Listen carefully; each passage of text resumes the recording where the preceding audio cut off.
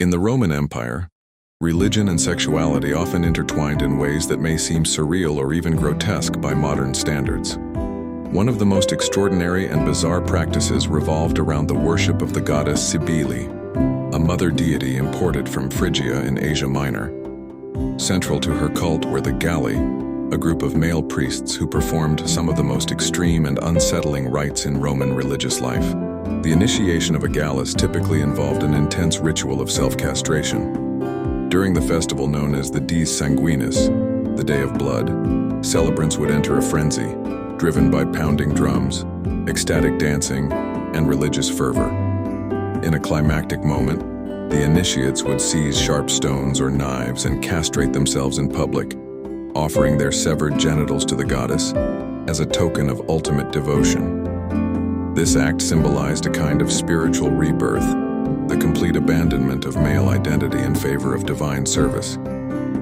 In some cases, the blood of the castration was believed to fertilize the earth, aligning with Cybele's role as a mother goddess and a figure of fertility.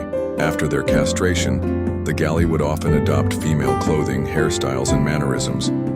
They took on women's names and lived the rest of their lives as eunuchs or gender-fluid figures, occupying a liminal space in Roman society.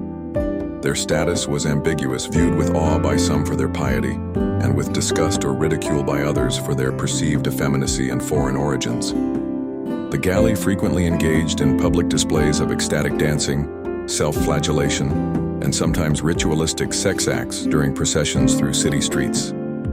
These spectacles were meant to invoke the power of the goddess and to invite spiritual purification and fertility upon the community.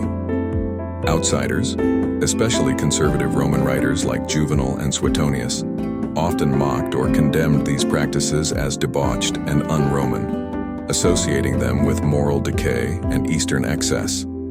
Despite their controversial nature, the cult of Cybele was officially recognized by the Roman state, especially during the Republic and early Empire.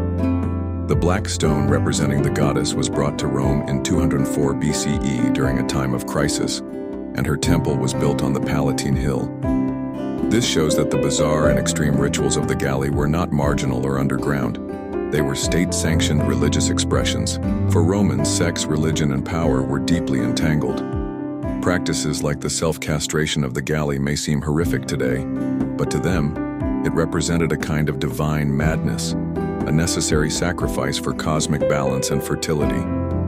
In a world where gods demanded blood and ecstasy, and where the boundaries of gender and identity were sometimes fluid, such acts were seen as both sacred and terrifying.